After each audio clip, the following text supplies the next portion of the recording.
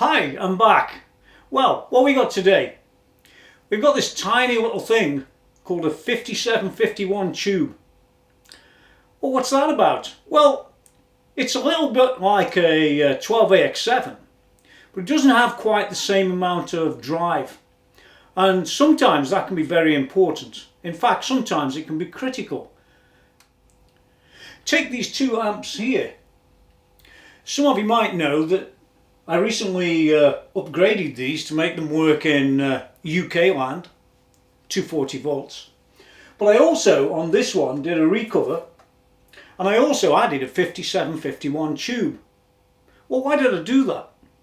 You see, there's one reason, and that is, on these Bogner amps, these Bogner Brixtons, you'll find that the amount of gain that's available on a single channel amp like this is incredible, and you might want to reduce that gain. And you know, there are lots of amps out there very similarly where you might actually want to reduce the gain. I know it sounds silly for some people, but for others, cleanliness is next to godliness, right?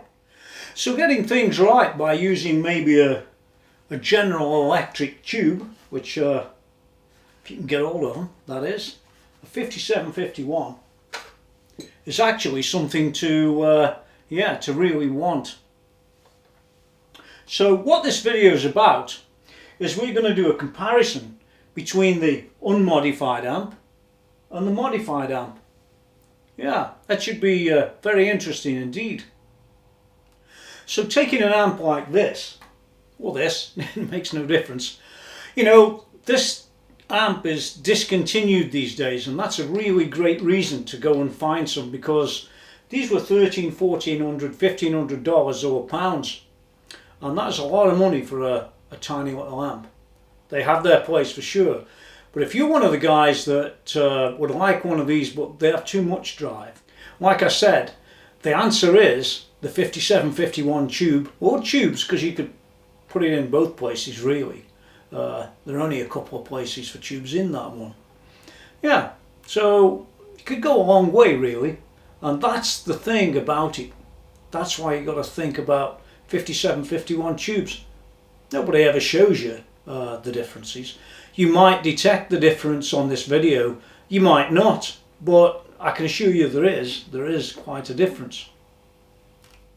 So what I'm going to do is to take this bottom amp first, the one that's got the 5751 in it, and we're going to have the settings about like so, because this amp has a huge amount of drive.